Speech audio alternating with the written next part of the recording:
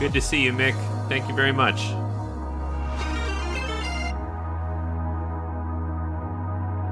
And Aaron, thank you.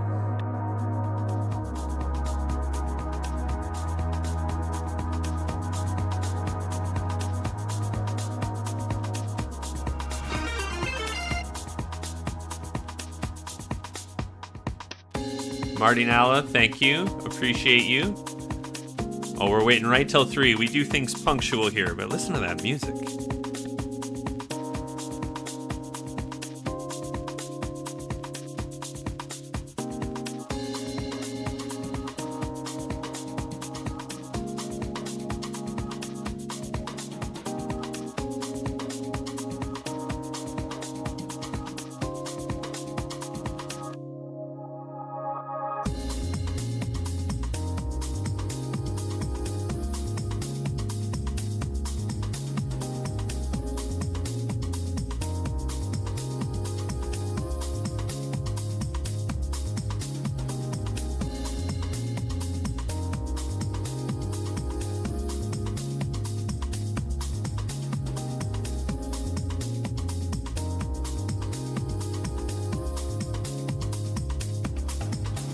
Do we have any predictions of who is going to win today's set?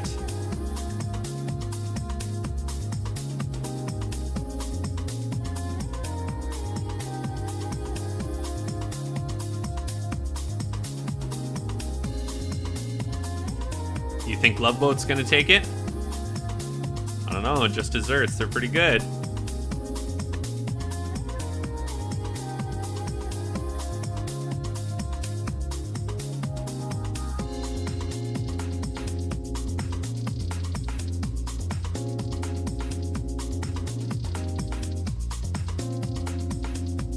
But if they're just desserts, and obesity is one of the top leading causes of death in America, what does that mean?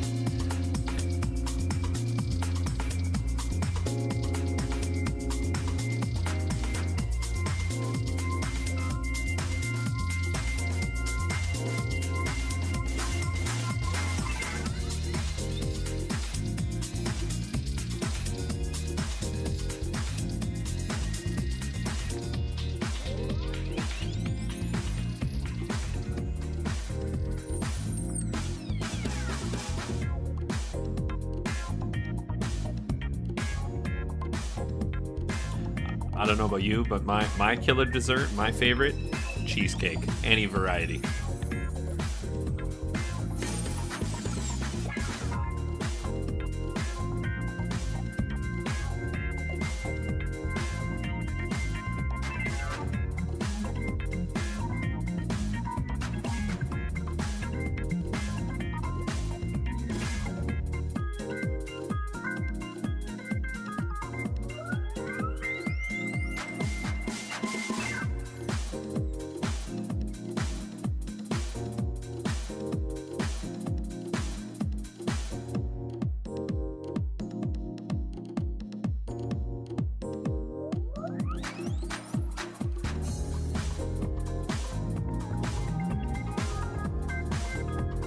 Hey Hawk, what's up? Hey Cookie, what's going on? I agree, all I need in life is chocolate. I wish I had the SpongeBob chocolate clip to play right now.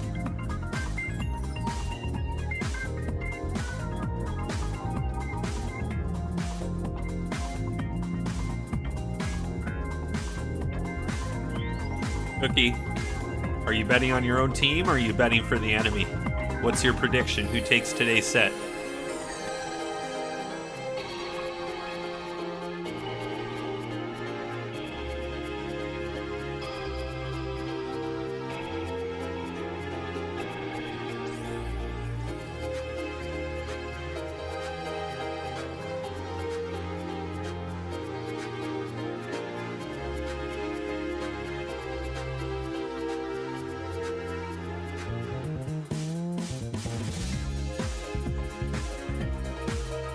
Kill Ace, what up, bro? I'm excited to see your games today.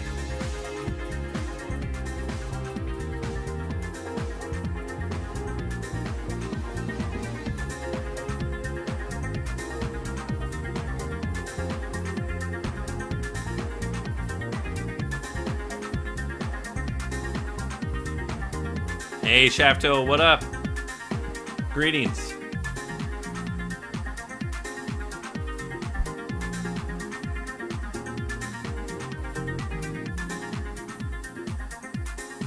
Looks like we got a big prediction. 200 versus 10. You have another 10 minutes to get your prediction in on who's going to take the set today.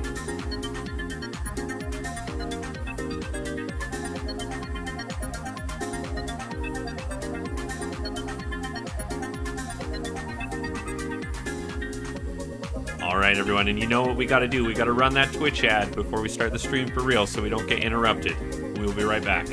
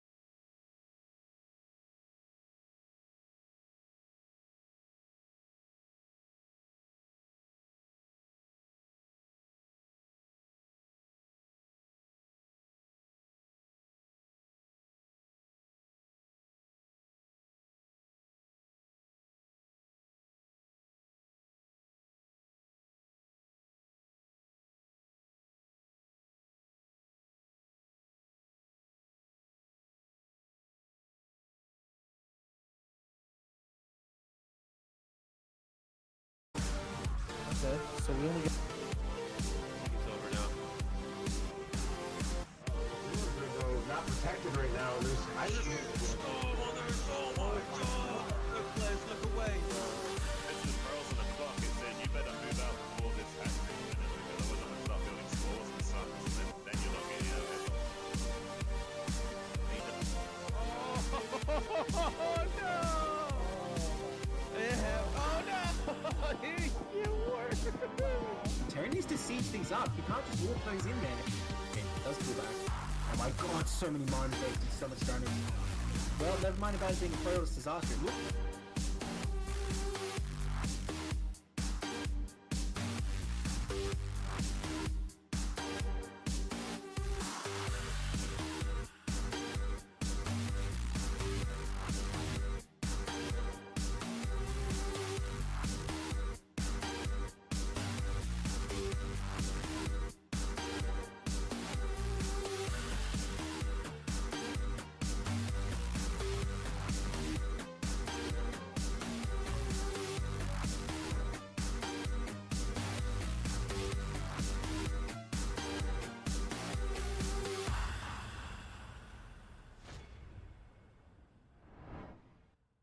Welcome to NSL6.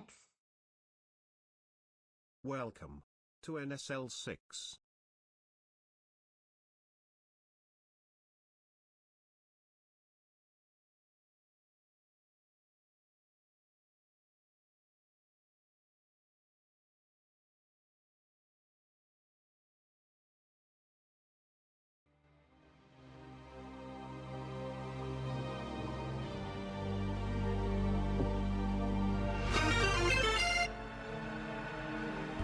Thank you very much for the follow, and welcome everyone to NSL6 Week 6, Just Desserts versus the LoveBoat, Behemoth Tier 2. Now, these matches today, I'm excited. I'm excited for a personal reason. I want to see, particularly excited for Killa Ace versus Harry. And not only because I lost to Harry 0-2 a few weeks ago. No, that is the only reason.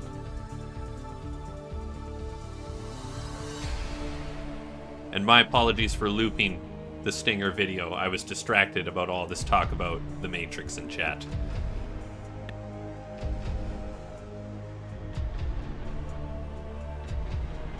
Okay, so our first games, I Am Sakul, Nom's very own, versus Ash Return.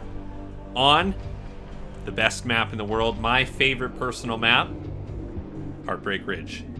That's the starting map for every set today. I can't wait. Everybody ready to get started? We got our predictions in?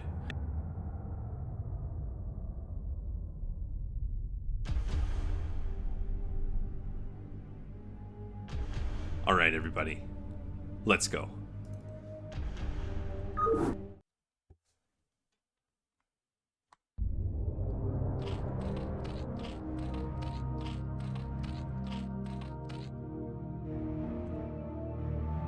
On the left-hand side of Heartbreak Ridge, it's Ash Return. And on the right side of Heartbreak Ridge, it's I Am Sakul, our Proteus hero, in black. 6-0 the LoveBoat. I am going to be shocked if it is a 6-0. Have we had a single sweep at all in NSL yet? Does anyone know?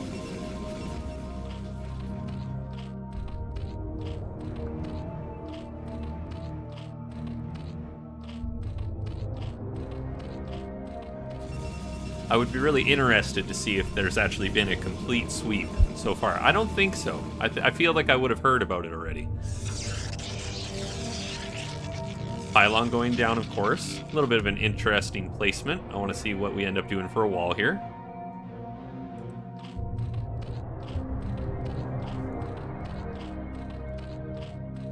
Maybe a tier. Oh, okay. Okay. Yeah, I'd be curious. I'm going to have to go back and look at the VOD channel or look at the score channel, maybe see if I can find something like that. That'd be really interesting to see. I mean, NSL, it's so big, right? I haven't been able to watch everything just due to work, time constraints, things like that, right? So pretty standard stuff here. We're scouting after we place down our forge.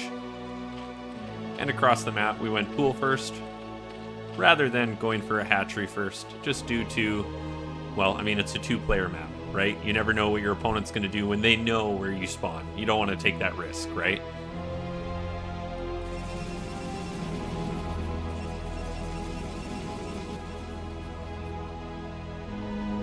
And no block. Nice. A little bit unfortunate. Could have delayed that for quite a long time there, probably like 10 to 20 seconds, but that's all right. It's not the end of the world. Only one pair of lings spawning. So we're not anticipating anything crazy, and we get the confirmation here that it's just forge, cannon, nothing out of the ordinary. But on the other hand, we are going to block on this side of the map, and this is kind of annoying. But he doesn't know that he doesn't have the money at this time.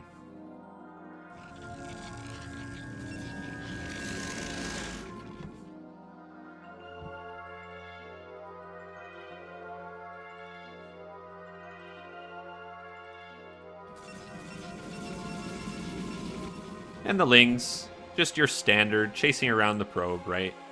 In a perfect world, you keep this probe alive almost forever, until speed or something with range can kill it. We have gas coming up for our Zerg player. Nexus down. Another pylon for this wall. Probably a gateway here. Very nice. There it is. And the third hatchery for Zerg. So nothing crazy to start off with. Now, sometimes you can see on Heartbreak Ridge, right, you can see some crazy strategies, just again, due to it being a 2-player map, and not so much in this matchup, but a lot of the time in other matchups, you can use this area here, here, here, or here to proxy something very effectively. So I'm curious to see if any in any of our sets today, if we're going to see some crazy strategy like that on the opening map. We have the Hydra Den going down. And of course, Protoss sees that everything is good. Our probe transfer. And this scout, still alive. Very, very nice.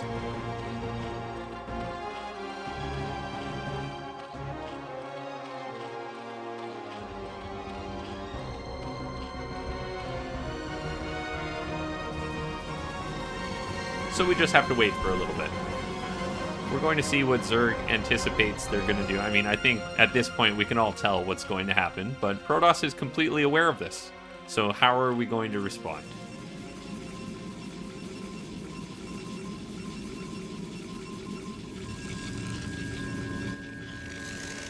And the lair taken down here, I like that quite a bit, right? So our Zerg player, having gone, oh, okay, well, yeah, I have not been able to kill this probe, hiding what they're doing a little bit. What are the chances that this probe is going to get up? You see, already dead. This is not going to be scouted. So we're going to have to see where the strategy goes from here. That's a very nice little mind game there from Return. Right, second cannon already coming up. Right, he thinks he knows what's happening, what's going on. So now, how is he going to present this? Is he going to present this as a fake with just a couple of Hydras at the front and then sort of, oh, you don't know if I'm going to commit or not? And what are we going to do with this lair? What's the tech going to be?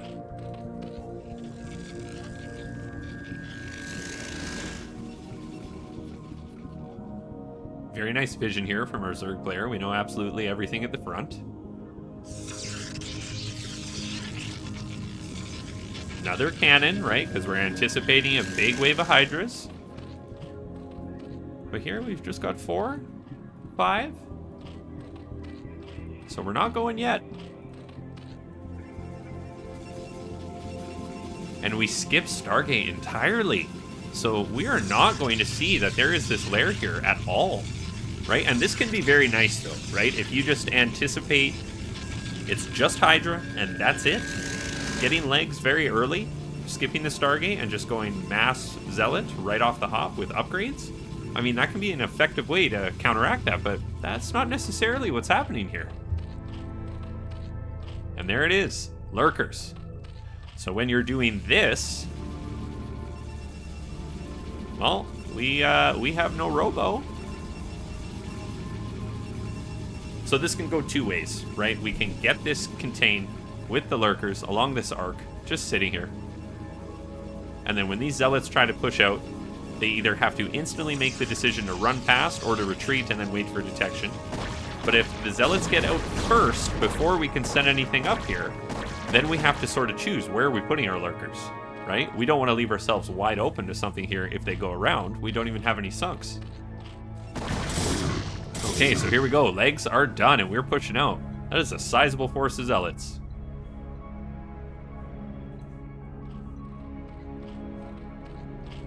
Lurker aspect not done yet. This might spell a little bit of trouble here.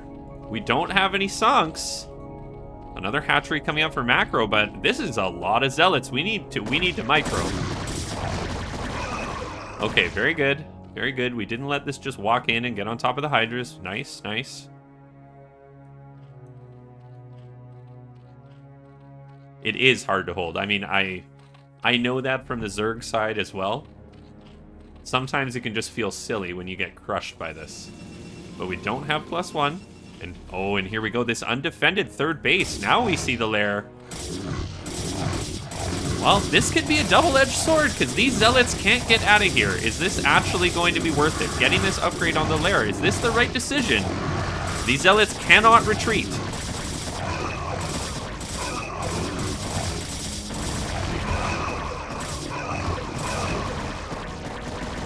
And we lose all of the zealots for almost nothing. Sure, yeah, we got the lair. Cool. Was that worth it when we already have lurker upgrade done? I'm not sure. On the other side of the map, more cannons being added. Of course, now we're afraid after losing all those zealots. We have added a Stargate now, and High Templar are out. Storm halfway done. 1, 2, 3, 4, 5 gates.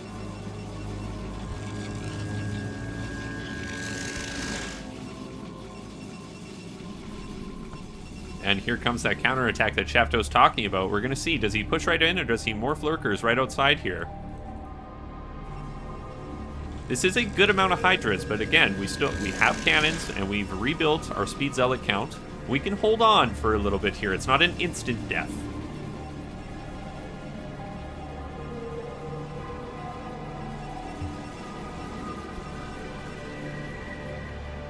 And we're just spreading out our vision. We're making sure we see what's going on. Lurkers are joining the fray up front. Poor Templar, so really it's going to come down to these storms, but only 2 are on deck right now. And yes, like Killer Ace said, this is a common scenario. If we can't break them here, absolutely you're going to see Zerg double expand. Right? It only makes sense. Oh, wow. Okay, well, I don't think so. I think the plan is to attack. We're going to have 10 lurkers available. Properly spaced, you are not busting that with Storm. And it looks like we still don't have any observers out. I don't think he knows about this. Okay, here we go. Stepping out of the front of the wall.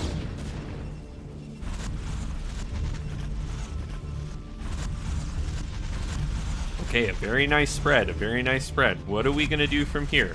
So it looks like we are just waiting.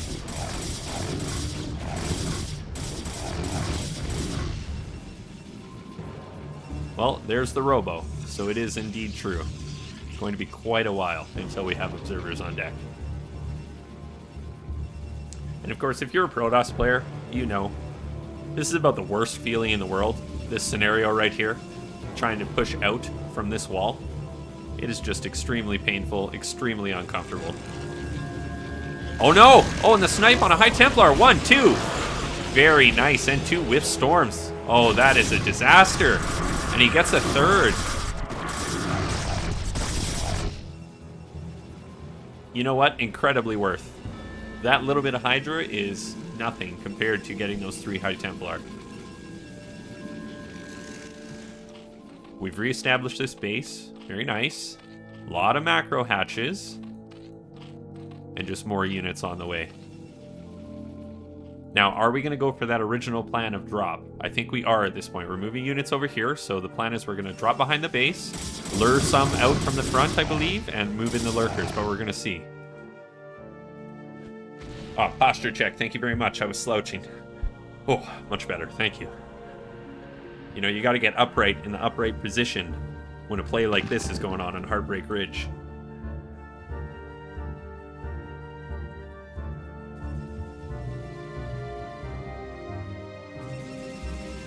Now, we do have another 2 High Templar out. We have observers on the way, finally. Looks like speed is not started, so it'll be slow observers. If we get a little bit out of position, easy to pick off, and sometimes that can make the difference too. Here we go, pushing out. But at the same time, here comes this drop. Hydralisks and lurkers right on top of the production area, and that's a little bit of a choke too if he's coming in there. Looks like he has not seen it yet. Pushing out now. High Templar. Oh no, High Templar picked off without Storm being cast. 1 Storm goes down, but this is unloaded in the main base of Protoss. We have a decision to make now. Looks like we're down to 3 lurkers outside the main, so we've broken that, but we've taken a huge amount of damage, down to 11 probes, and the Nexus will fall. GG. That was a fantastic first game. Wow, very nice execution from I Am Sackle.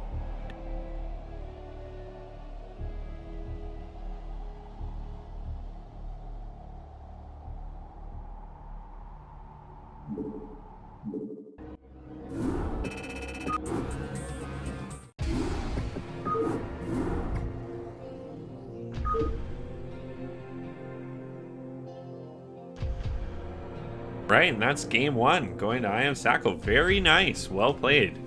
See, and that's one of the reasons I love Heartbreak Ridge too, is that just open back area. You can do a move like that in a lot of different scenarios. It's a very cool sort of dynamic map, in my personal opinion.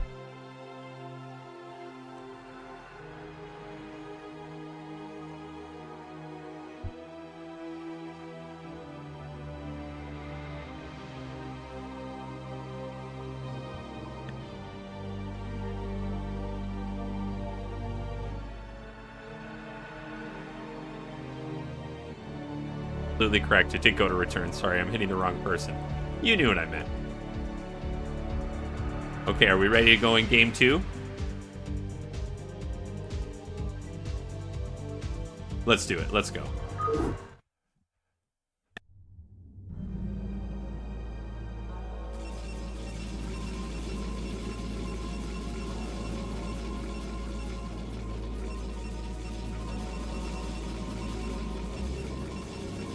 Alright, starting in the top left, our Protoss player, I Am Sacco.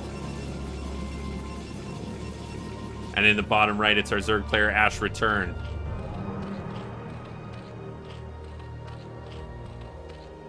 You know, this is great. Who picked this one? Can you tell me? Who you picked second map, right? I Am Sacco? Or did you both agree on this? This is also one of my favorite maps. Yeah, great choice. I would take it to here if I lost game one, 100%.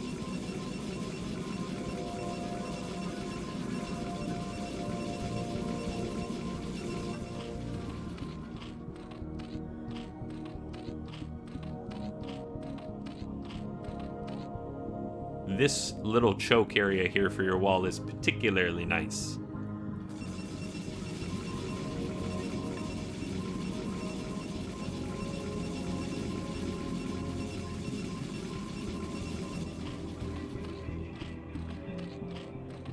You know, it definitely feels like a very good map for Protoss in the other two matchups. This one, I would say, to me at least personally, feels a little more difficult because Zerg is such a dynamic race. Right? They have the ability to move around the map in many different ways, and it's not as choke pointy. Mick says this is the map for week 8. This is a good map to start on too for a game 1. And our Protoss player this game has elected to go Gateway first. Now again, 2-player map, so this can be a fine play, and we see Hatch first here at a return. Very nice scenario.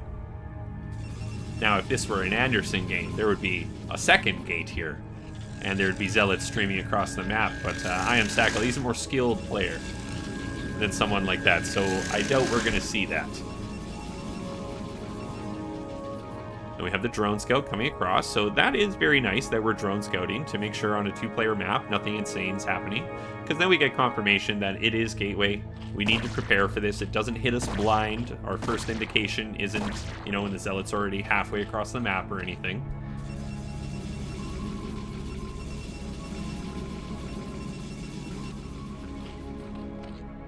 And the pool should be done in time to deal with this first Zealot.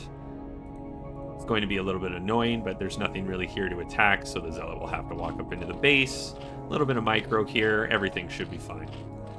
First set of lings. Second set of lings. And we'll see what happens. Yeah, and that's a little bit unfortunate. If we could have delayed this or stopped this, that would have been really nice. Probably a better use of the first Zealot, but we just missed that, and that's not a problem. Nexus is down. And here we go. Here's that little dance with the probe and the first Zealot.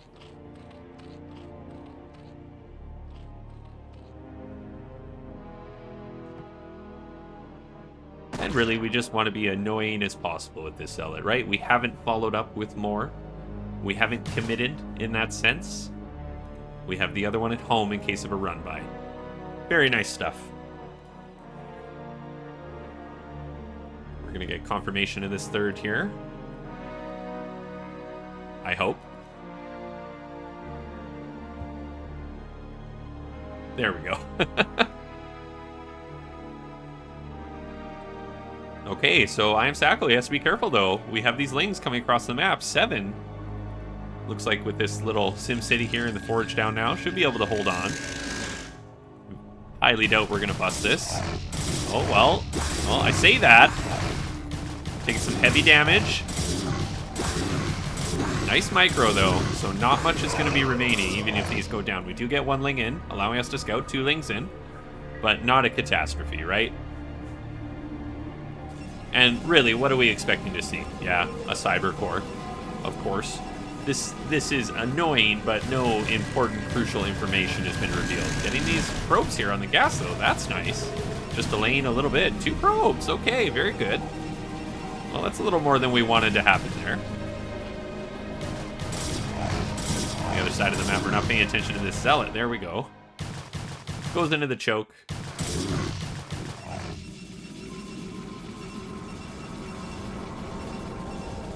And it is going to be Stargate right away this game.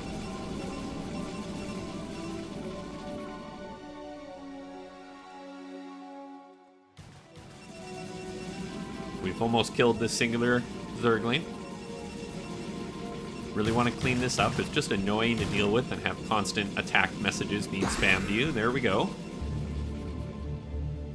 Wow, that hatchery took a lot of damage from that one zealot. My goodness. Macro hatch at the front. Hydralisk den. No lair as of yet.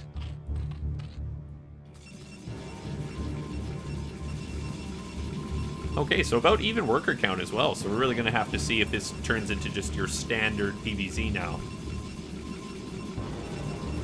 And I almost wonder, is this going to be bait? Right? They always say you should send the first Corsair immediately across the map. Do not stop to kill the first Overlord. Do not pass go. Do not collect $200.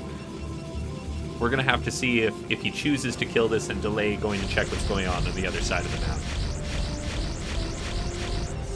Looks like that will be the choice.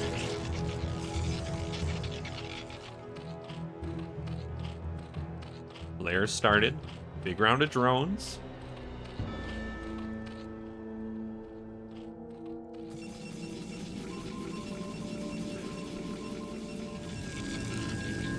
We have our Citadel coming down. Looks like, unfortunately, in this game as well, though, we are a little bit late on that +1. I would like to see that started already.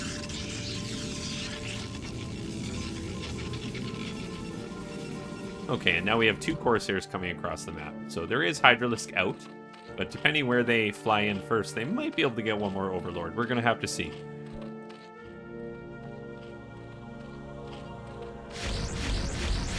Yeah, with these Hydras here, we should be able to deflect this.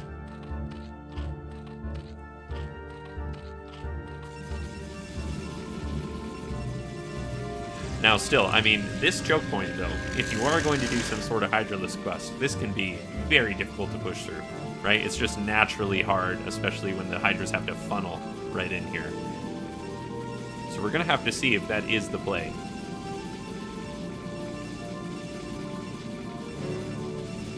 Worse says oftentimes you get +1 before Stargate with Gate FE.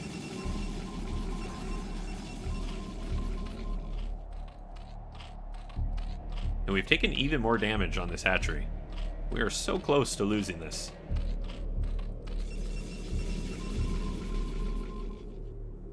Okay, so just, I think, checking for a Zergling over here. We're looking if we can take our Nexus right away.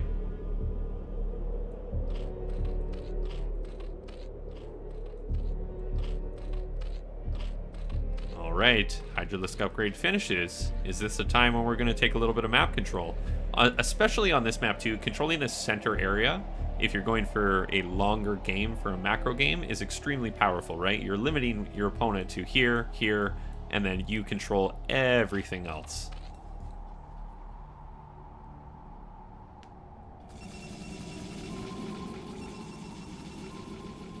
Now, my good friends, we have 1 more snooze left on the ads. We're going to use it now, but there will come a time, and I'll choose a little bit of a time when it's a lull that we'll have to run an ad during a game. I can't help it. It's just Twitch. There's nothing I can do about it. So I hope you'll understand, but we're going to snooze this one. because we have an engagement coming up. Zerg is pushing in, taking a little bit of presence. We might have one storm on deck. We have to be careful. There we go. And that attack is repelled. However, we have all of the map control in the world right now.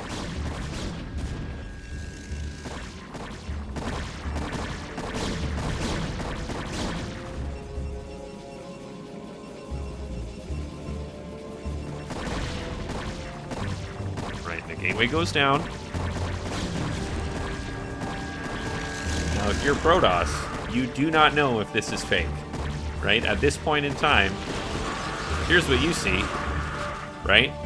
You've got your Corsairs over here, but that's it. So for all we know, there could be a ton of more units here. We have to be very careful about pushing out too quick. But I Am Sackley says, I don't care, I have speed zealots. From what I have heard about Return, he is considered not active at the moment, yes.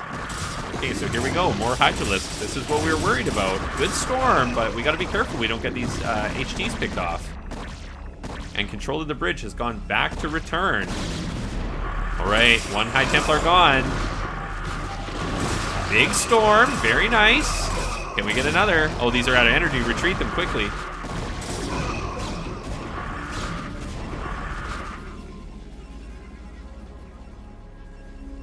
Well, you guys are all saying, what are you trying to say? You trying to say Return is too strong for my boy I Am Sackle here for this Protoss legend? We're going to have to see. He might have something to say about that. You know, he's not dead yet.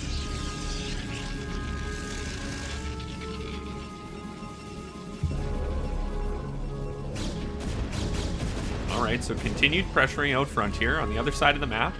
Another hatchery going down for macro. Reasonable drone count, but it could be a little more healthy. Here we go, pushing up into the base. Big storm. Is this an overcommitment? Look at all those soft Hydras just popped to a few zealots. All right, and we got the first little bit of goon out now, so we're starting to transition. I mean, that's what I'm saying, I Am Sackle. These guys, they're hating a little bit, but I don't know.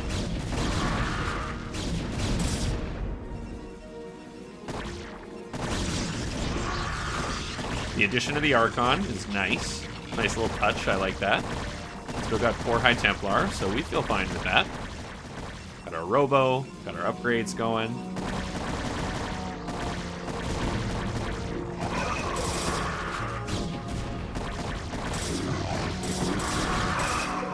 Alright, and we've gotten to the point now where we can clean this up, so he's just trying to pick off some High Templars, but it looks like we might get one. We don't even get that one. Okay, and Protoss is taking control of their side of the map again.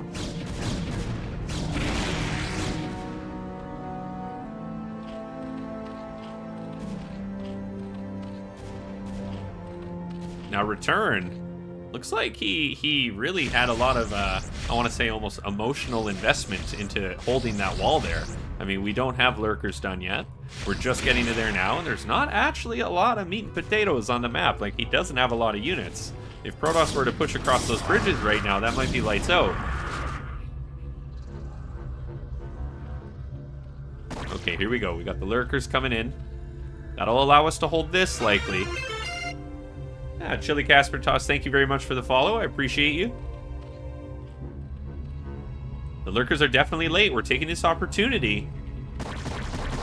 But once this comes up, I don't believe we have any detection here, so we're going to be relying on storms. And the first High Templar goes down. Second High Templar. We got a storm off. Third one is saved. Oh, huge storm on the lurkers. We need one more, though. And we're out. Oh, no.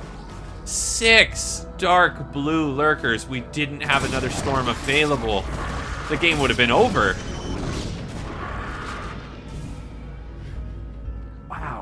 Wow, this is looking like my games. Oh my god.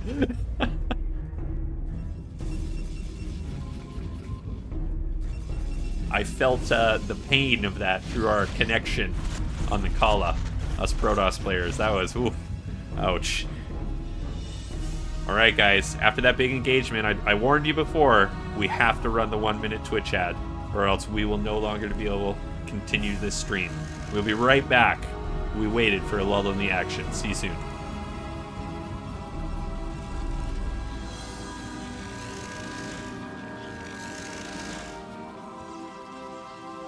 And for those of you still here, if you are watching and you can see this, whether you are ad blocking or whether you have subscribed to the channel, it's good to have you here. Thank you very much.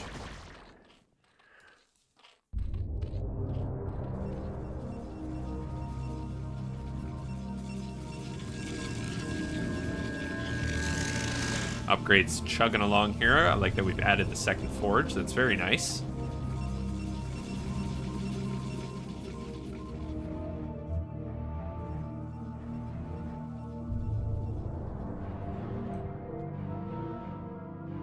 Alright, so we have Observer now. Decent amount of Lurker, but, you know, in a position where you can still get across this bridge before they really start engaging.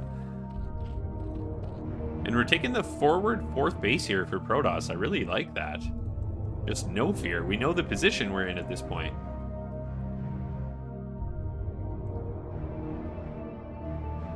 Welcome back, everyone, to NSL6, Week 6, Game 2. Just Desserts versus the LoveBoat. I am Sackle versus Ash return. Our Protoss player has moved forward, is taking a 4th base right in front of his 3rd base here with heavy cannon support because they know the position they're in, right? After that very nice hold at the wall and how this game has developed into a macro game, they feel very comfortable taking this. We're even watching here for Zerg attempting to move over to the right side and take this base. We see Lurkers moving up, and we get the indication that this will in fact be taken. So a nice scout here. Very intelligent to have that there. It's a minor thing, but sometimes it pays dividends. Now we're going to have to see, how can we move up this ramp? Because, I mean, it's just Lurkers here, nothing else. If we park the Observer up here and just storm it, I don't see why not. No, let's screw it. We're just going in.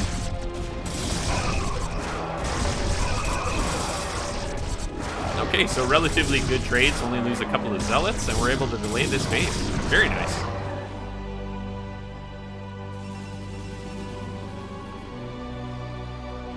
Ton more Lurkers being morphed. Zerg has identified the need to secure another resource location. And I guess that's really the choice, right? It can be difficult to split between getting all the way over here to this base to defend. It can be a little bit easier just to extend from your 3rd up here. And Corsair goes down. I think that's the last of the ones from the initial game.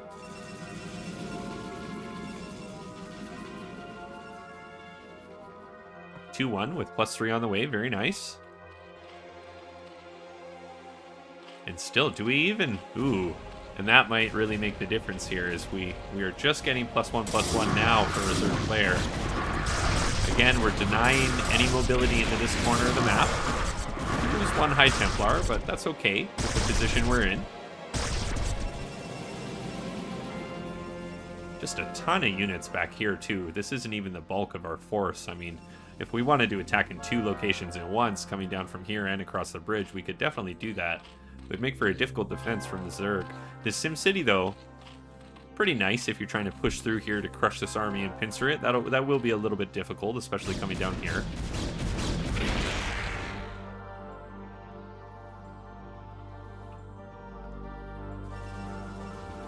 Alright, and here we go. Looks like we might have just that. Protoss moving some more of their army down the map. Trying to get goons across these bridges is not the most fun activity in StarCraft. And Zerg also coming up for the center of the map here, so we're going to have to see how this engagement plays out. This is a crucial point to control. Then you can attack over into the left Protoss base. Oh, big storm.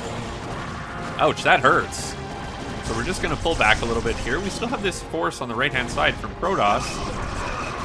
Looks like a bit of a misclick there from Zerg as they move up. Another big storm. And this force, I think, is going to be crushed, but there is no Observer. If not for that, we could have taken control of the center. Here they are, 2 Observers now. We have some more storms joining. and Zerg decides to retreat, having taken heavy losses. Right, and our Protoss player now heading down to the bottom left.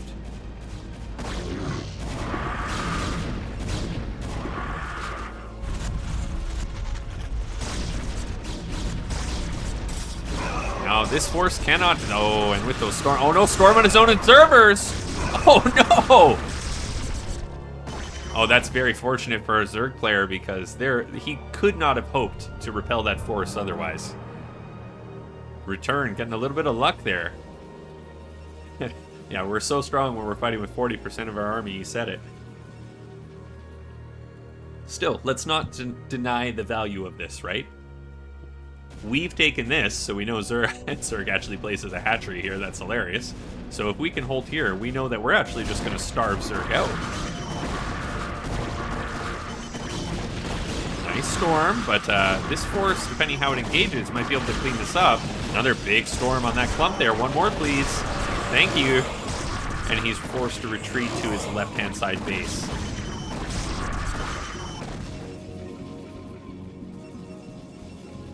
All right, +3.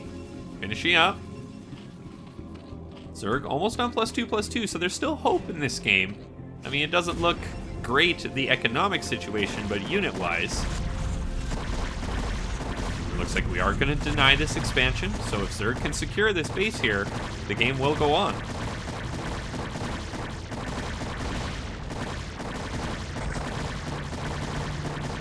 I don't know about that one. I might have just macro hatched, but I'm not playing.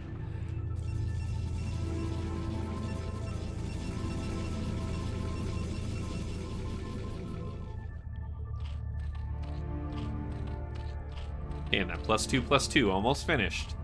That's gonna help a lot here.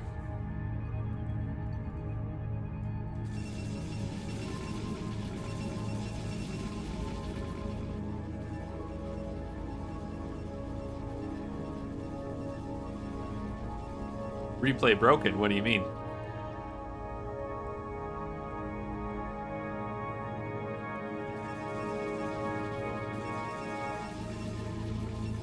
Okay, whew, scared me. I am Sackle, he's banking so much, because he's saving for retirement, dude. In this economy, you think you can just go into an old age without anything in the bank? Okay, we gotta be a little bit careful here. This is still a lot of Hydra. If we're not paying attention, we lose our High Templar. We need to see these storms as he retreats. Loses one, not good.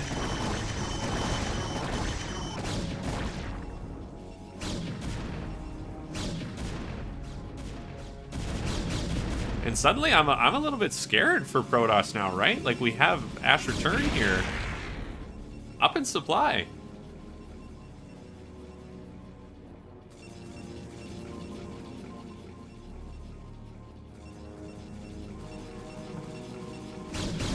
Okay, big push into the base of I Am Sackle on the right-hand side. There's a lot of cannons, but even more Hydras.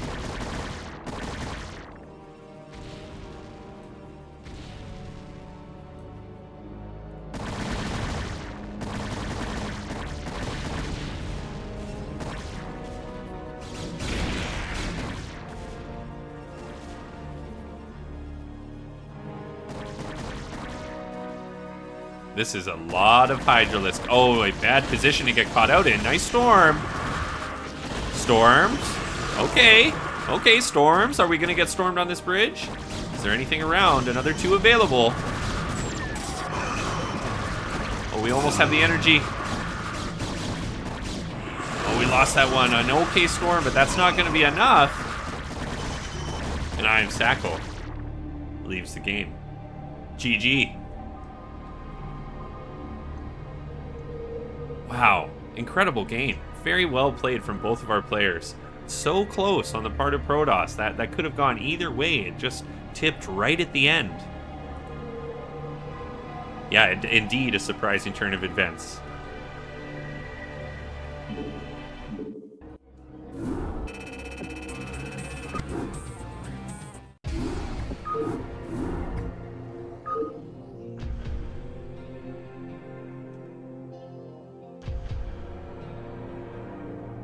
right, well, our first series is now over, and we are going to move on to Killer Ace versus Harry. Very quickly, before we get into this game, so we do not have to do it during the game, I'm going to run a quick ad. We're going to get that out of the way, and then we're going to hop right in. We'll see you all shortly.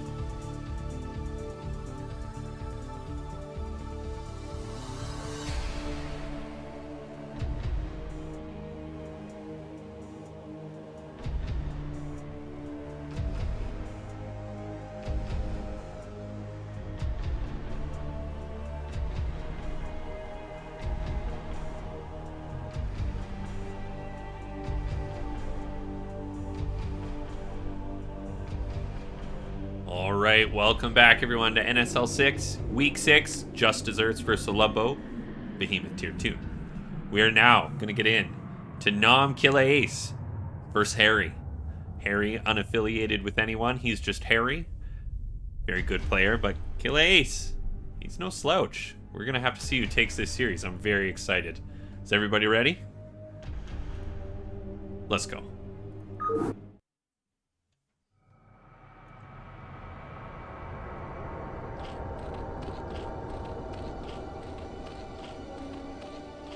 Spawning on the left-hand side of Heartbreak Ridge, it's the red Zerg with the amazing cosmetic Killer Ace. And on the right-hand side of Heartbreak Ridge, it's Harry Park.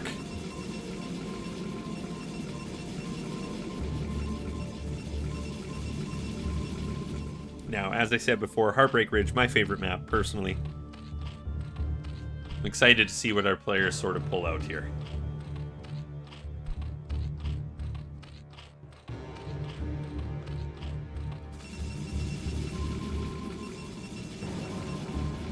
And we're going to see right away. Notice a little bit of a different pylon placement than we saw in our previous game. Just an interesting sort of little thing from the first series. Now, of course, shout out to Worst for the amazing collection of images of different Protoss walls.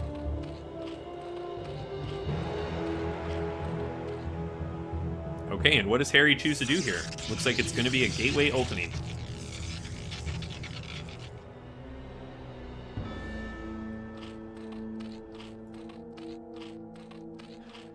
And we've got gas very early here from Killer Ace, so unless I am a complete fool, looks like we're going to get speed quite quickly. But, you know, I have been known to be a complete fool.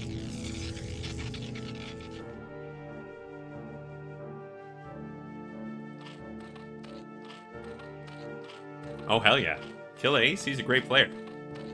Killer Ace fighting for sure.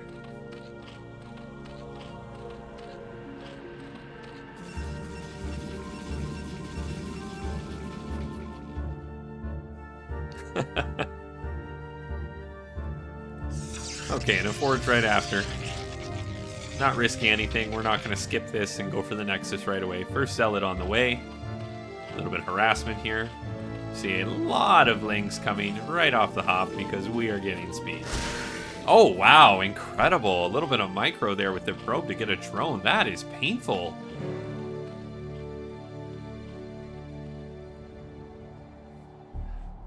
Meanwhile, we have these Zerglings streaming across the map. A cannon is started. And a couple of probes to help block.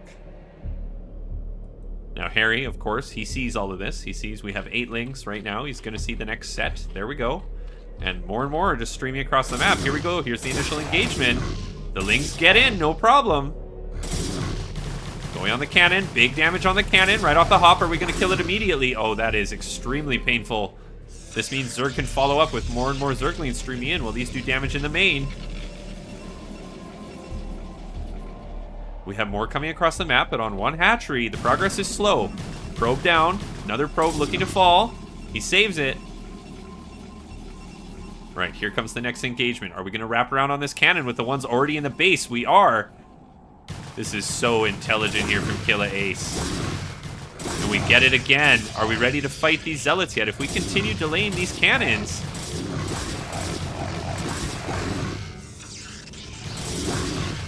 And we do get that zealot, okay. Now we're putting up 2 at a time. And the zealots here starting to reach critical mass, perhaps. Second hatchery's going down for Killa Ace.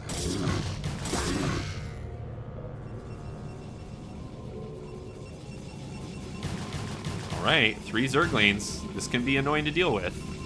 We don't want to pull the zealots from the front, right? Okay, first cannon is up.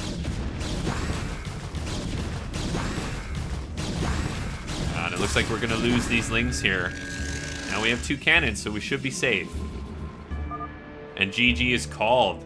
Doesn't even play it out. Killa Ace, he says, you know what? I tried a strategy. It didn't work out. That's okay. We're going to take it right to game 2. We're not going to hesitate. I can respect that.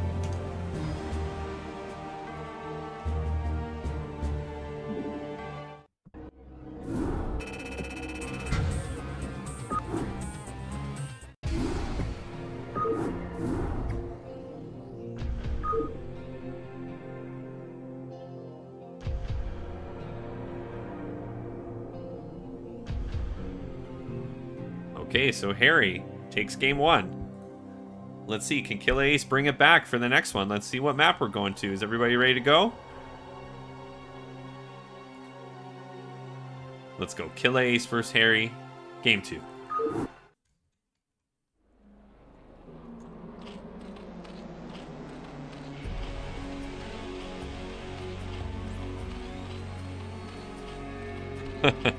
Spawning in the top left of the map. It's Killa Ace on 76. And in the bottom right of the map, it's Harry.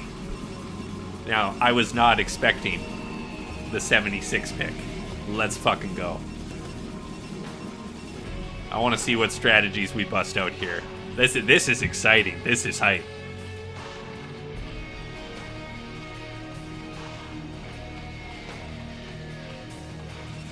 You know, I gotta say, it is up there. The games that you get on 76, I know they're not standard, and some people, they're all about the standard games, right?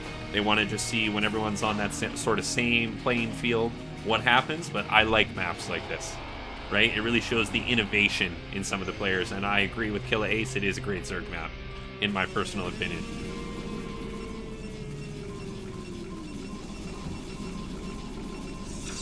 Okay, so we skip the minerals. We're going to get this base right away. Not surprised by that. This is essentially safe.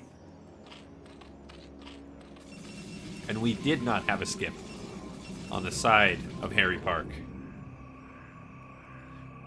And it looks like he's just going to scout as normal, and we'll scout our Zerg player second. By the way, if you guys are enjoying the cast, if you haven't already followed the stream, please do so.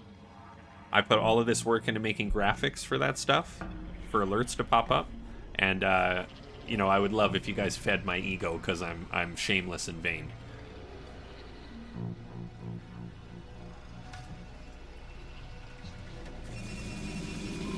Yeah, I can just picture Zonger sending endless Zerglings on 76.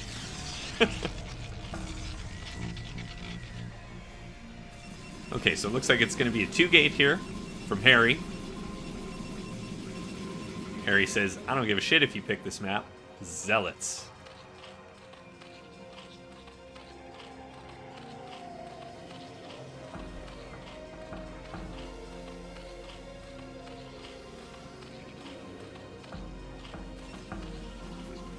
And now the scout finds our Zerg player.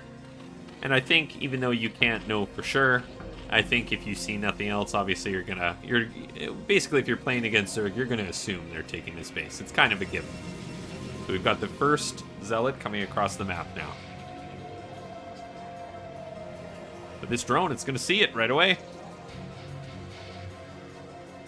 Yeah, getting the sunken up the ramp, Escalade says, it can be very powerful. This is hard to deal with, this little feature in the map here, when you get that under there.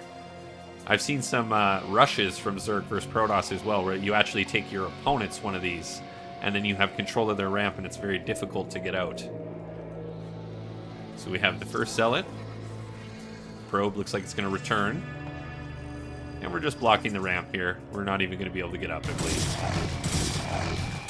Nice, micro. Very nice. Bringing a drone into the mix, too. Looks like we will get these 2 Zerglings, though. So we do get a bit of a scout. Back on the other side of the map, we do have our Cyber Core. We're going to have to see what the tech of choice ends up being from Harry. He has blocked his own ramp. And he has full scouting information of the Zerg here. And there, we see there is no lair at this base he cannot see. Oh, wow, that's a little bit annoying. Gets a drone. I can't believe that with 4 health left. Incredible. Well, that ended up being worth it.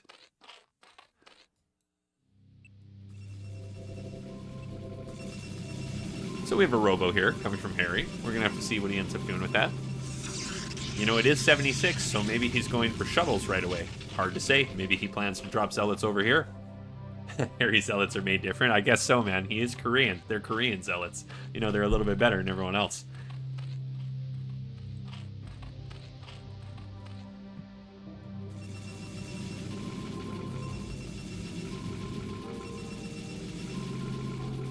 Continuing to stream out Zealots here.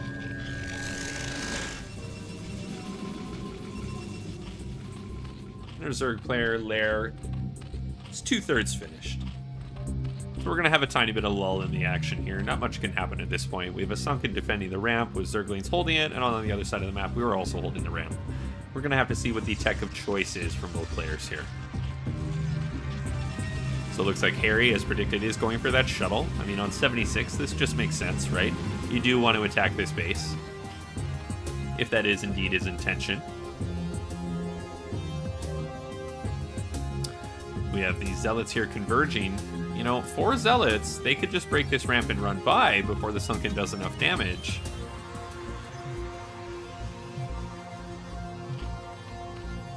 Ah, and anticipating this kill ace very intelligently, he brings up these drones here.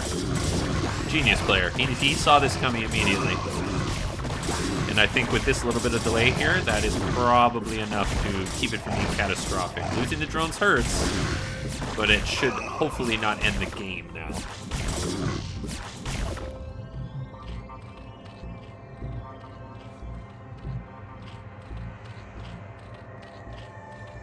Alright, now Harry, if he moves this up here, he's going to scout this spire right away. There we go, and he sees it if he's looking.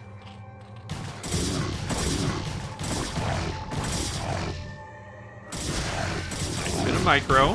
That Sunken finishes, so this will get cleaned up. And as it stands now, we're 24 workers to 24 workers, so... Oh, Reaver is going to be the drop here. Now, that's a little bit unexpected. I expected perhaps just some Zealots here, as there isn't anything here at the moment, right? Going just straight Reaver, you have Muta coming out. You can get Scourge right away. So we're going to have to see the angle that this ends up sort of flying in here. 1 Dragoon and Reaver. Interesting choice.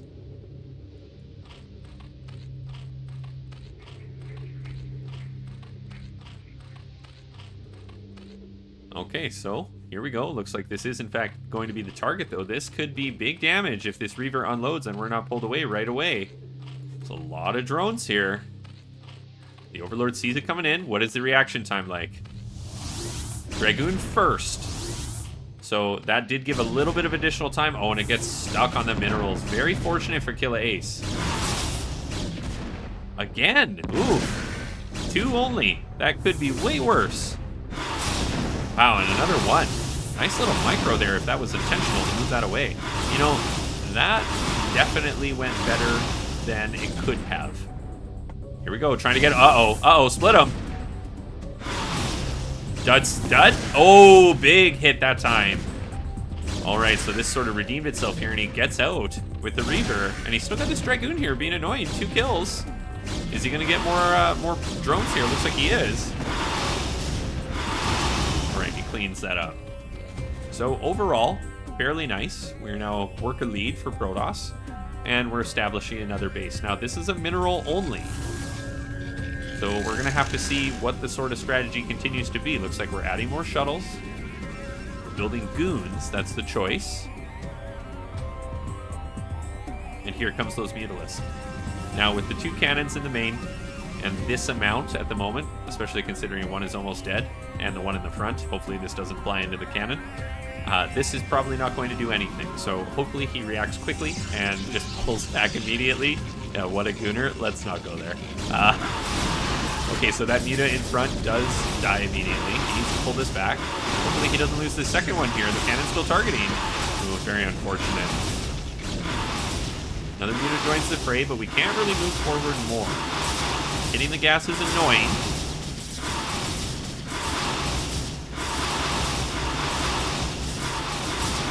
Second Robo going to take some damage too here. I don't know if that will end up falling. Harry's coming across with 2 shuttles, 2 goons, and a goon and a reaver. Let's see what happens here. Getting into a bit of a trade scenario. We have these 7 Muta, but here comes Harry. Okay, sunk. Mutas. Ooh, Scourge takes that out immediately, but it's not the one with the reaver. Perhaps the reaver can still get a shot off before it dies. Focusing the sunk in. Okay, and he decides to retreat, but I don't know if he's going to be able to get away. Back on the other side of the map, the Mutas, they are ravaging the base of Harry Park.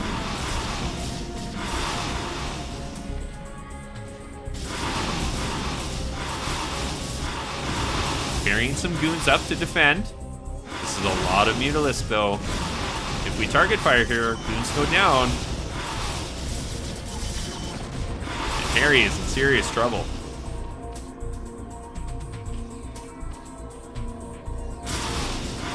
Sitting over top of the production. Never a good sign.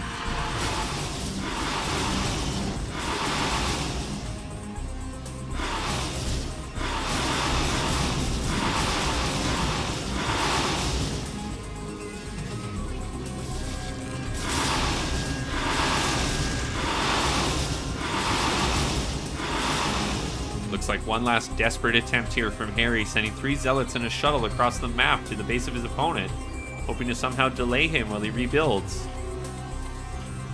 We get the unload. Only 1 Mutalisk here.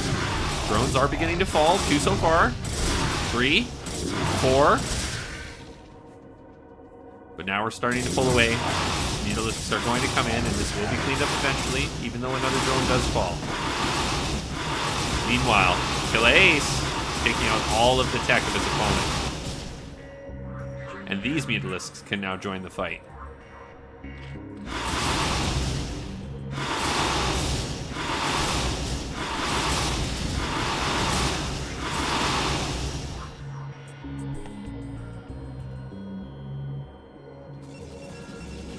This is a lot of cannons, but against this many Mutalisks, Sarah Reaver is good, but difficult to micro. You need to be very good to not lose it right away. And Kill Ace here, just searching for a hidden base or something. Perhaps almost feeling like his opponent is a little too nonchalant about the Mutalisks in this main base here. Just doesn't seem to care anymore. Alright, Harry Park, he calls GG. He knows that's it. Killer Ace takes the match.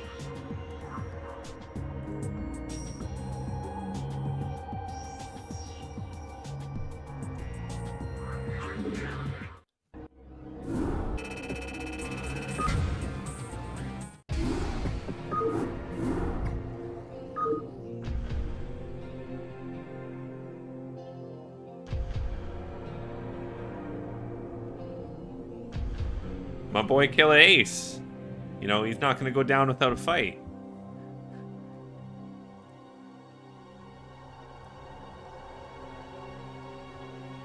All right. We have our first game 3 of the day. We're going to run the quick 1-minute ad so we can do the entire of the next match, and we'll be right back. Thank you very much, everyone, for watching NSL6.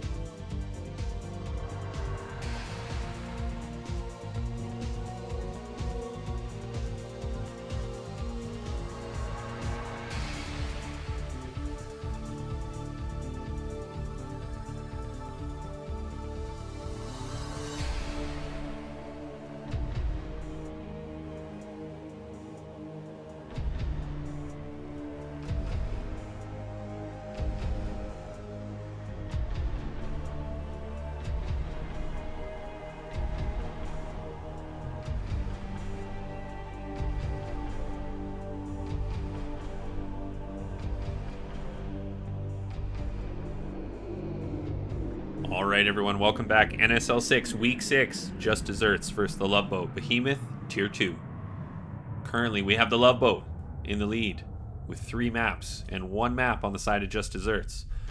Going into Game 3 of Kill Ace versus Harry. Is Kill Ace going to put it back on the board for his team, or is Harry going to cement the lead of the LoveBoat? We're going to find out. Let's go.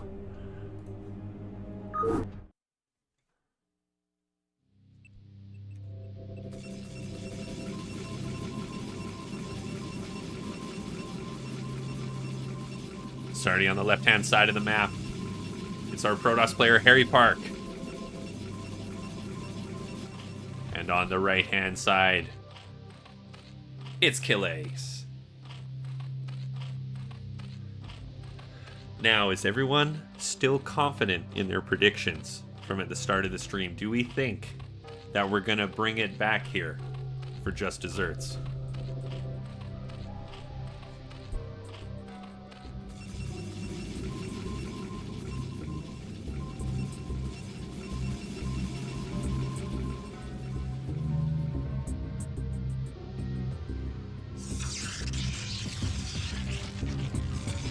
Unfortunately, our Overlord not going in the correct direction, but these things happen.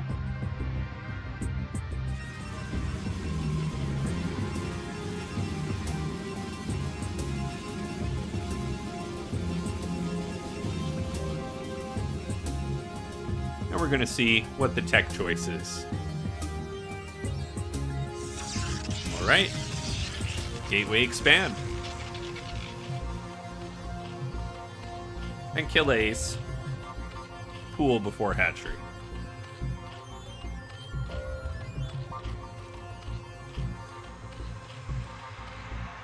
Alright, so Protoss looks like they're going to get a scout very quickly here. You know, and this can put a bit of a damper, right, on your gateway opening. You know, you don't want to see the spawning pool here. You really don't want to see that. Looks like he's going to just harass this drone here coming out before deciding to go in. So, of course, we have the Zealot started immediately from Harry.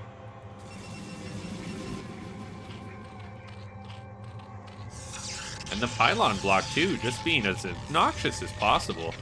This seems like an Anderson play. This is what I do. It's about the moral victory.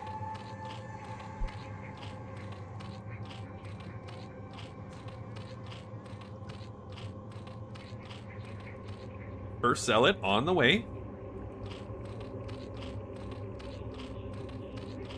It's not immoral at all. Hey, welcome back, Esk. Score is 1-1, Glaive. And your set is up next after this. Nice to see you. Welcome to the stream. I don't think you've been here before. Okay, we get the probe.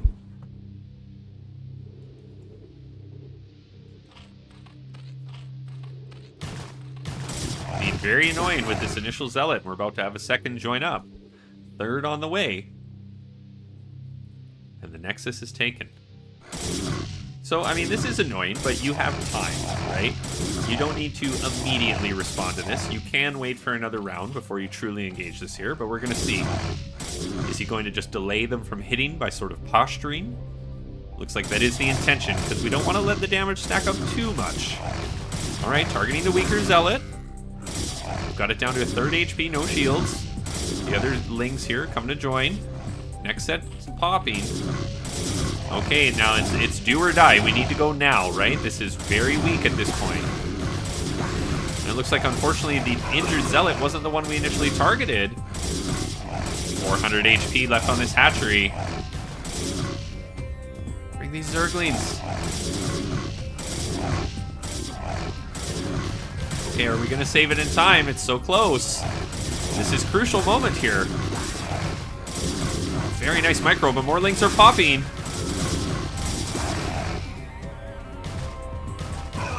Alright, it looks like just barely we saved this hatchery. Very well done here from Kill Ace. On the other side of the map, Harry, he hasn't missed a beat. He has a defensive cannon up.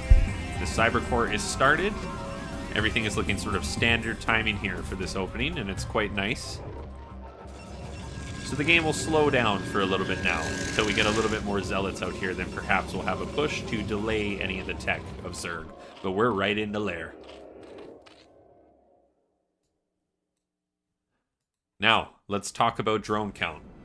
We are only on 11 because we have a lot of Zerglings. Up to 13 now. But what do we end up doing with these, right? If our opponent does decide to push across the map, maybe when this next Zealot or two come out, just to delay something from Zerg, then this is okay. This sort of pays off, right? Because we can fight that. It's not as much of a loss than if nothing had happened. But if he just camps, all of a sudden these Lings worthless, and it's just an economic hit. So we're going to have to see if he commits here, right? This move out could just be to force more Lings in reaction. Lair finishing up for Killa Ace.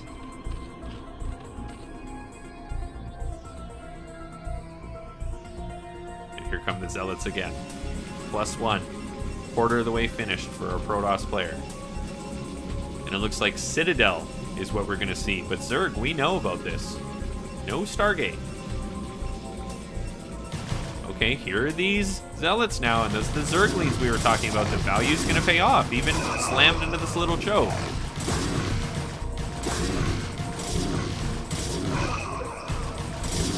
So we did force a little bit more Zergling. But at the same time, those initial 4 Zealots going down, this really hurts your move out as Protoss. And we didn't really get anything in exchange for that. I mean, we're willing to trade Zerglings for that all day. Legs on the way. We are adding that Stargate now.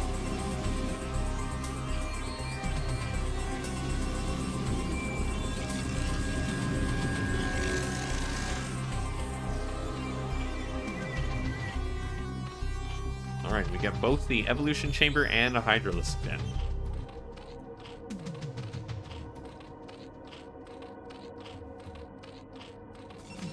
Okay, and another small move out here from Harry. Just looks like just to clear the Zergling in front of his base, watching him.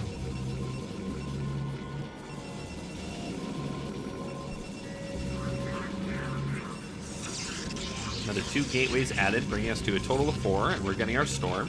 So Harry perhaps sort of telegraphing here that he is going to just hold on and not push out right when these Zealots are all sort of together, because he lost those ones before, right? He may wait for High Templar. That's the real question to ask. Will it regain all its hit points? It's pretty slow. It's only at 256. Okay, Harry. Speed is done. Pushing across the map, but it's only 6 Zealots. This is not the scariest thing in the world. Right? These Sunks are going to finish. We have a decent amount here. I would have loved to see him target that hatchery. And it looks like in this case, we're just throwing these Zealots away. So a little bit unfortunate here. Gonna try to run by, perhaps get a scout. Oh, very close. Looks like he does actually get by, but he'll die at the entrance. And Carapace is the upgrade of choice here.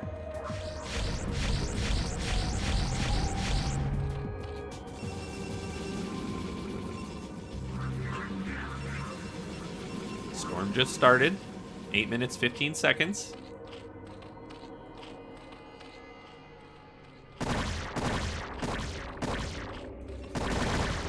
Here comes Killa Ace. I think he smells blood in the water. Ooh, DTs. We have to be careful here.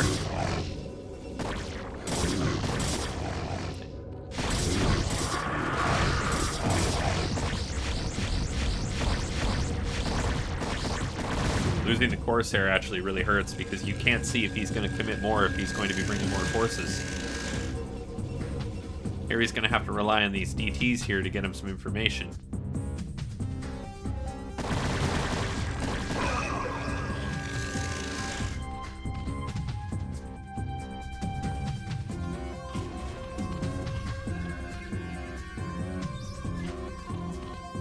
And it looks like with the Overlord sitting right here, and very nice block, both DTs are going to go down.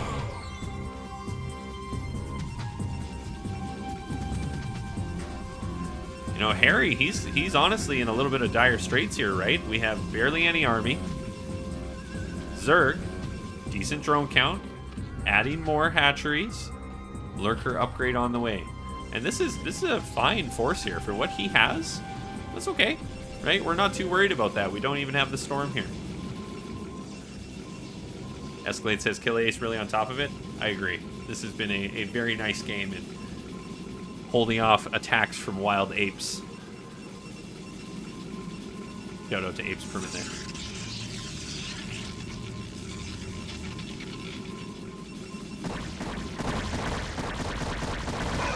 Oh, we have to be so careful with that Overlord though. Oh goodness.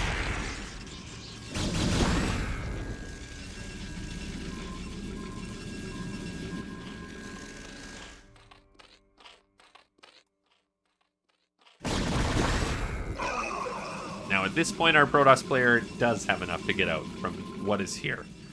So we have to be very careful because this can snowball quickly, right? If we were to lose all of this right now, we could take some serious damage at that base. Oh, and a huge storm right as I turn away. This is exactly what I was talking about. Now we have to retreat and prepare for defense against this force. 4 gateways have been added on the side of Harry Park.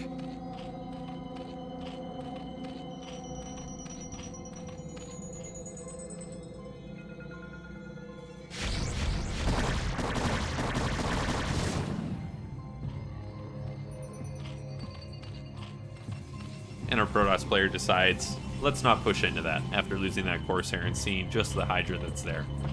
I think it still technically could be done if this force wasn't here, but even though you don't know this for sure, you can kind of guess at this point. So it's a wise decision for Harry to back off. And it looks like he just wants to take his 3rd base as a response to everything going on.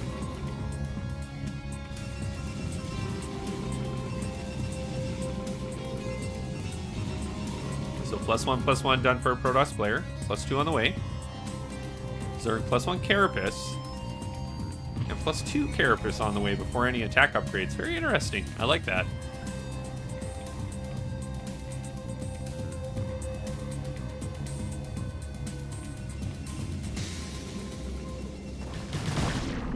Very nice denial there. Just getting that probe. That's obnoxious.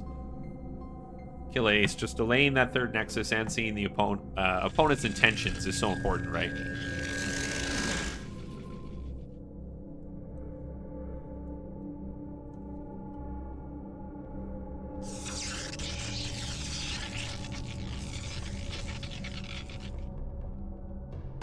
Ooh, a bit of an unfortunate movement here. Gotta be careful for those storms. First one, not too good, but the second is very nice. Although he does take the shields off a lot of his own units.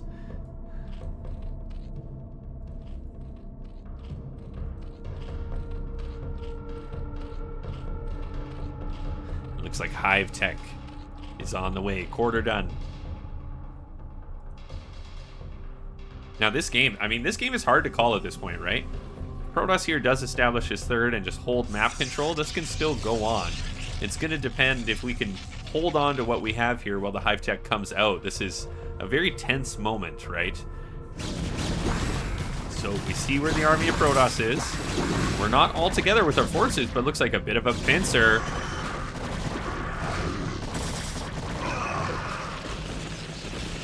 Storm goes down, but it does whiff, and we get the High Templar. 3 remaining, another whiff storm.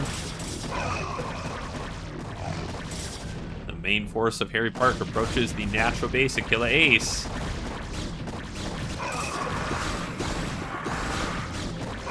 Okay, but the forces behind have cleared this and they're stopping any additional reinforcements, so if we can just hold on here. Excellent SimCity.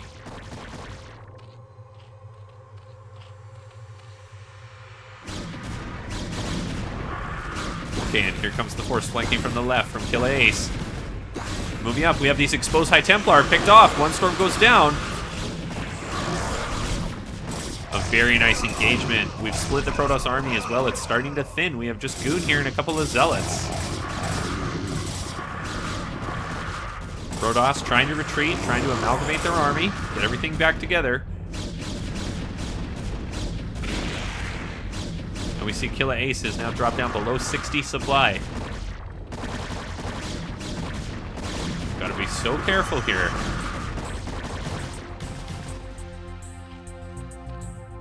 Almost doubling the supply from Harry Park, but it's going to come down to the engagement. Pushing into this choke. This can be a nightmare sometimes. We have to be very careful here. Okay, here we go. The goons come forward. Sunken Colony's going to work. Very nice storm. Now, how is Killa Ace going to respond here? Is he just going to abandon this base?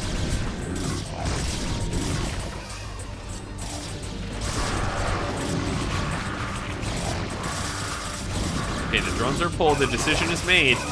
Looks like we're going to have an upgrade denied, at least, possibly 2 of them. It's just down to Goon now, though. A couple of Zealots reinforcing. Oh, a large amount of Zealots reinforcing. Excuse me.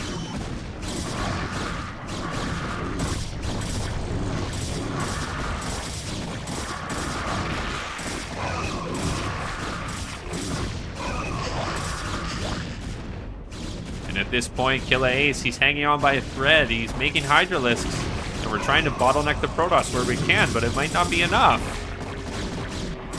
Target the Archon. Oh, down to just 14 shields. Only 1 High Templar remains, 1 Storm. This Sim City is still difficult to get through. But GG is called. Killa Ace taps out. Harry Park takes the series.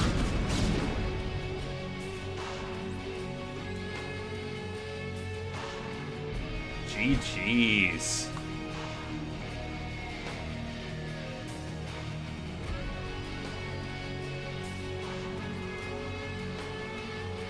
All right, everyone. So that brings us to our 3rd set of the day.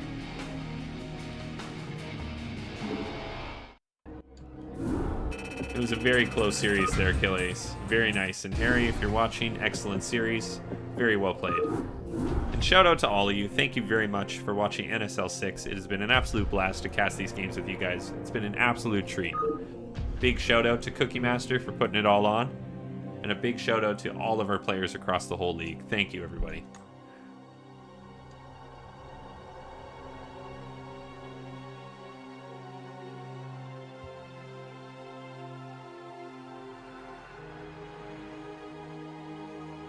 All right. That brings us to the final set of the day. Glaive versus EFC's Javier. Now, I have not seen Javier play before, but I have seen Glaive play before. I'm excited to see this matchup here. I think it's going to be a really good one. Yes, and shout out to Escalade. Yes, thank you very much for all of your help as well, Esk. All right, we're going to go to a short ad break, and when we get back, NSL6 Week 6, Just Desserts versus the LoveBoat, Glaive versus Javier. We'll be right back.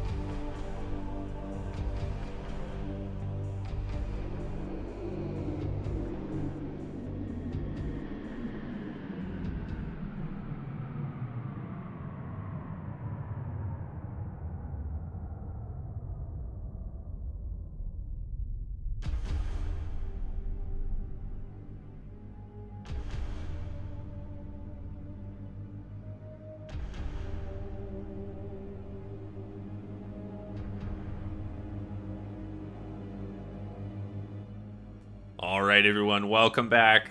NSL6 Week 6, Just Desserts versus the LoveBoat, Behemoth Tier 2. We're in our last set of the day. Glaive versus Javier. Hoping that Glaive can bring it back here, put some points on the board for Just Desserts, who are currently sitting at 1 map win. The LoveBoat showing dominance this week. But we're going to see who brings it back here. Is everybody ready for our last set of the day? Let's go.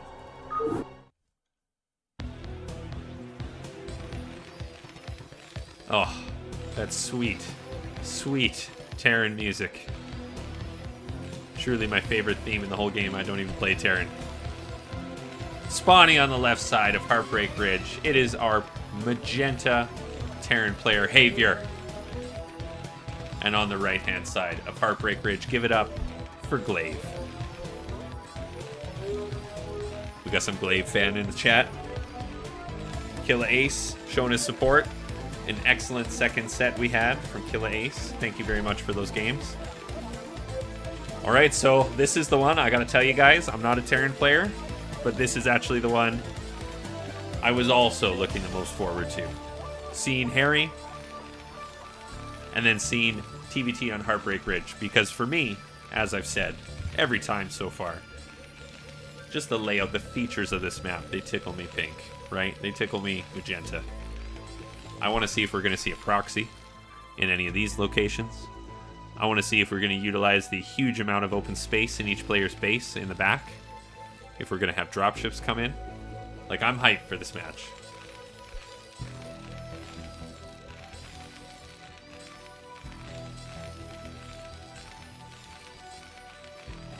So just right off the hop, a little bit of a difference. Supply depot right next to the command center for Glaive. Just making the SCV pop out on the right-hand side there. A little bit faster to get to your minerals. Very nice. And of course, so far mirrored on both sides with the barracks. Gas taken for Glaive. Gas taken for Javier. Not a surprise. And the initial scout here is coming out from Javier. Meanwhile, Glaive choosing not to send one just yet.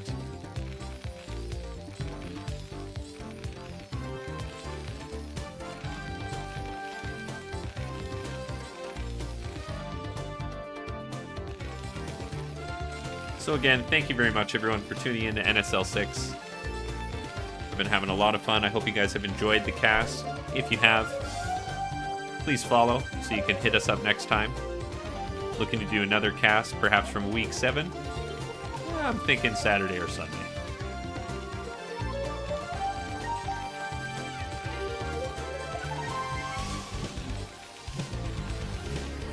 And we have Javier in here, just seeing everything that's going on. Factory's gone down. Again, nothing unexpected. Glaive coming up here. Going to be annoyed by a Marine, but able to get in just the same. Half-Blood Baby, thank you very much for the follow. I just wanted someone to see the sweet graphic. Thanks, buddy.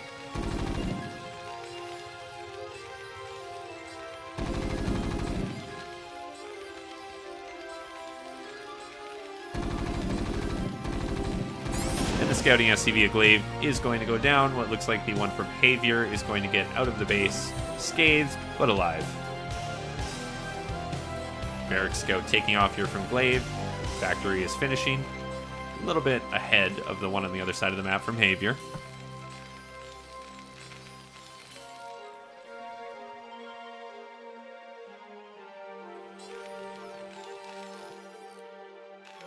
We have the CC coming down from both players. And really, we're looking at very, very, very similar builds at the moment. Right? We're looking at a lot of mirror sort of stuff here. So we're going to have to see where the first sort of variation comes out. Vulture, Vulture. Machine Shop immediately after.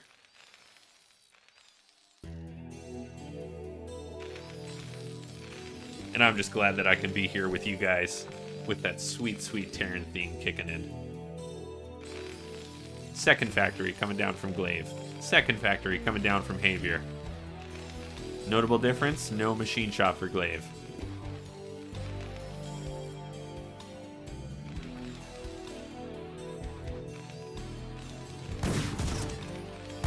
See, and I think for a lot of people, for a lot of Terran players too, this is where the sort of beauty of this matchup can come in sometimes, right? We see these guys, they're doing almost exactly the same thing. How is each one going to execute it, though, and who's going to come out on top? That can be a very, very nice and interesting thing to observe. Third factory now from Javier. Ditto on the side of Glaive. So the initial move in with the Vultures is repelled as there's superior numbers here. Speed is started on the side of Javier. Nice little bit of micro there to pick off that Marine. Anything that you can get for free feels good. And Glaive also starting speed, although about halfway behind that of his opponent.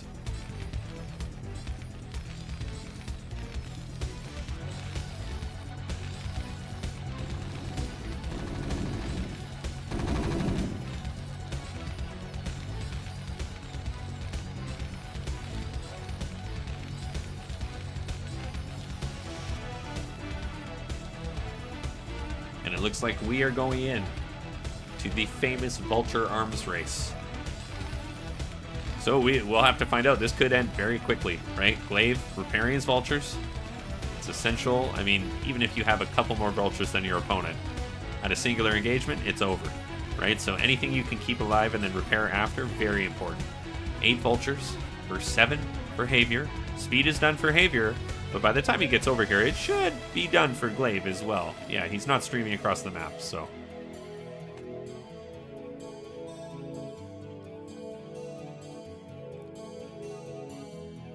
Alright, here we go. Here comes that engagement.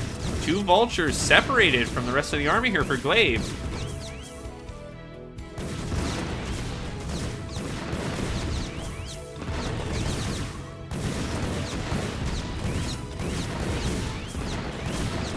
Who is going to come out on top? It's so close. I think Glaive has the edge, especially with his reinforcements coming in. Very nicely played. Patrol micro as he follows this force home. Reducing this Vulture count, as I said, by anything is essential.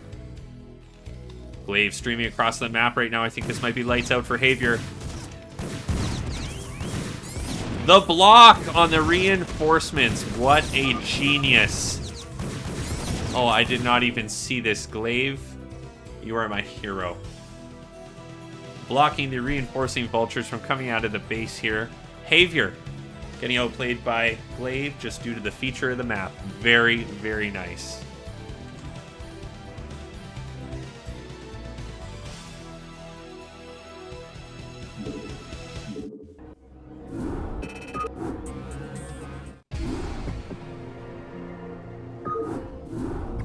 Alright, and that brings us now to our second game, with Glaive taking a quick lead, 1 map up.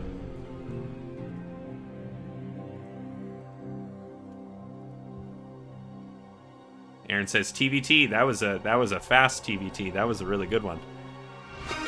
Hella Bacon, thank you very much for the follow. All right, everybody, are you ready for game 2, Glaive versus Javier? Let's go.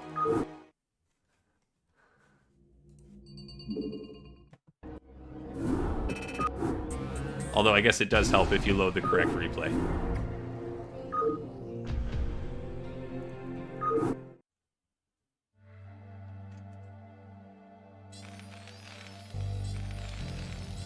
Spawning on the left side of the map, it is our blue Terran player, Glaive.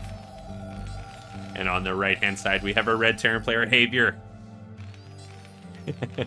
Hella Vegan says, wipe. Yeah, you know, sometimes we do things professional, like load the wrong replay, you know? But sometimes we have some cool stuff.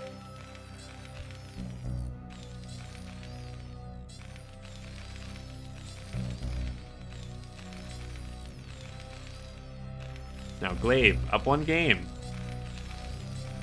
We're going to see what the strategy of choice on this one is. Are we going to see a repeat of our last game here, our last TVT, where it's going to go into that 3-factory Vulture Arms Race, or are we going to see something a little different?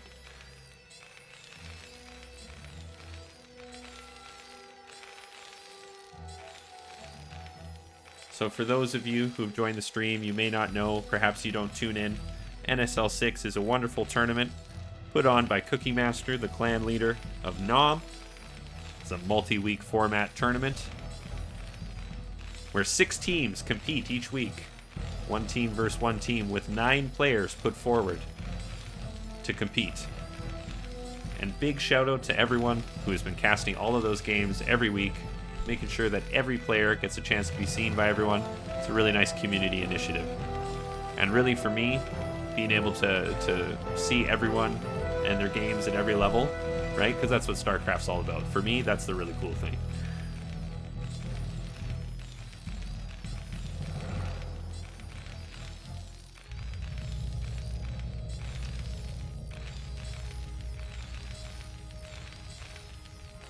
Absolutely, the casting train does not stop there.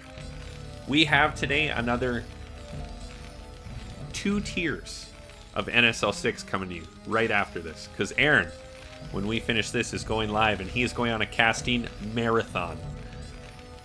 Right? We're coming up on the 2-hour mark here. Aaron, I hear he goes for 12. That's what he told me. He is casting everything remaining. Maybe not that much. But Aaron will be casting after 2 more tiers for our enjoyment in NSL6.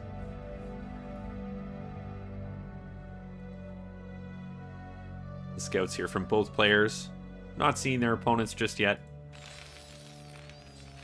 Factories going down on both sides. And we're seeing the sort of mirror like we did in the last game. This is a nice little thing that Glaive has done here. I actually quite like this, if this is indeed the intention.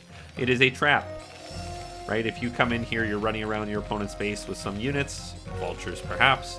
You come up wanting to go behind the minerals to kill SCVs. You now cannot get out. And you were trapped there and it is cleaned up faster. I mean, will we see that come into play? Who knows? Perhaps not, but it's a nice little thought.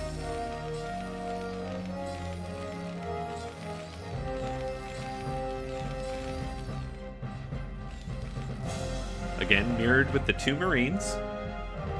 Just as we saw last game. We have Glaive hiding his SCV scout over here, hoping perhaps when these Marines push out that he can sneak in. We're going to have to see if that is indeed what happens. Meanwhile, we have Havier's SCV scout highly injured and just outside the base of Glaive. CC going down.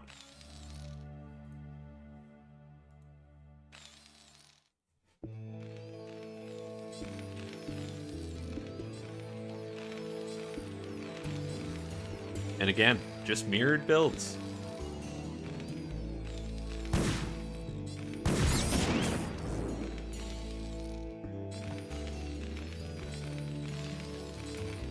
We have our second factories added.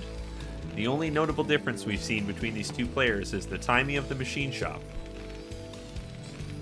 Now we see last game that worked out in Glaive's favor. Will that affect this one?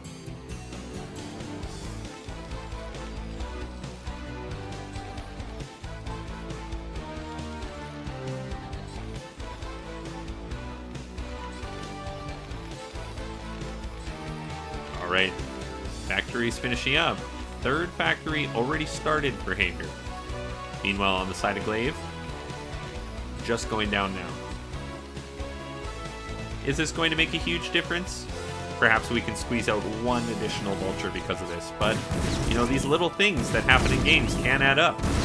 Nice engagement here. 1 vulture going down for Havier right off the hop. Glaive, he's able to save this vulture with 4 health remaining.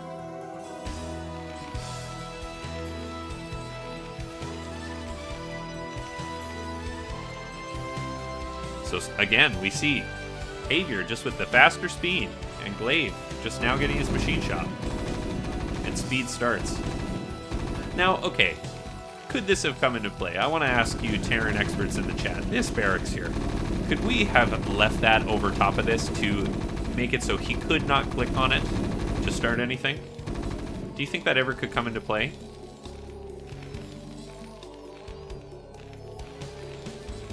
I mean, I guess if he had it hotkeyed before, no.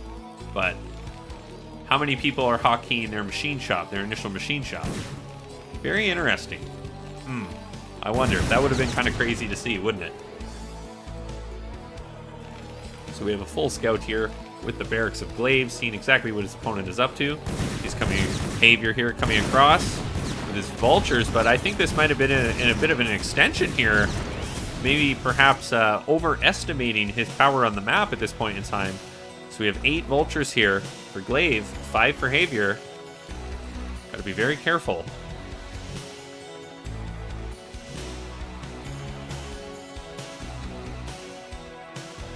Alright, Glaive moving across the map.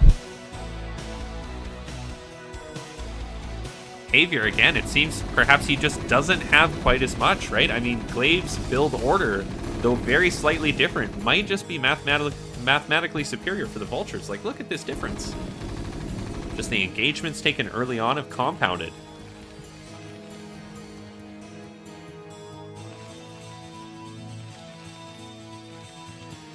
Mines on the way. Not the same on the side of Glaive, just still producing vultures.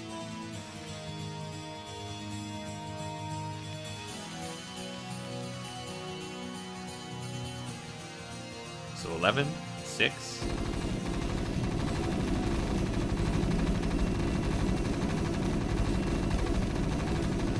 All right, here we go. Both forces moving across the center of the map. Xavier, looks like he might be caught off guard here. Some of his vultures missing from the fight. Oh, and I think this is just snowballed out of control for Xavier. This is dangerous.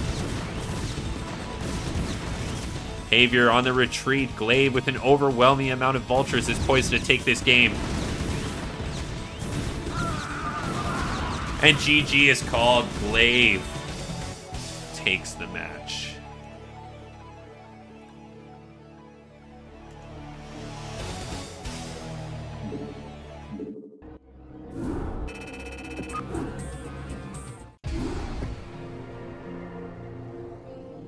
All right, so a fast 2-0 there from Glaive. Very, very nice. Very nicely played. So our final scores for the day: 4 for the LoveBoat and 3 for Just Desserts. Which means that the prediction on the side of the LoveBoat, which only got a 4% prediction, they win. Well done. All right, everybody, we're going to do one more quick ad break, and then we're going to send you over to Aaron for the rest of today's NSL cast. We'll be right back.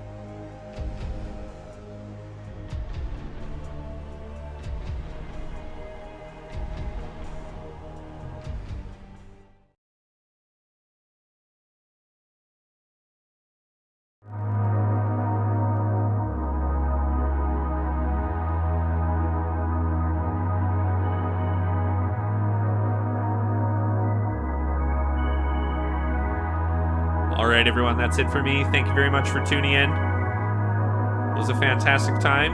Had a great time casting, hanging out with all of you. We're going to send you over to Aaron now for another 2 sets of NSL6. Have a wonderful evening, everyone.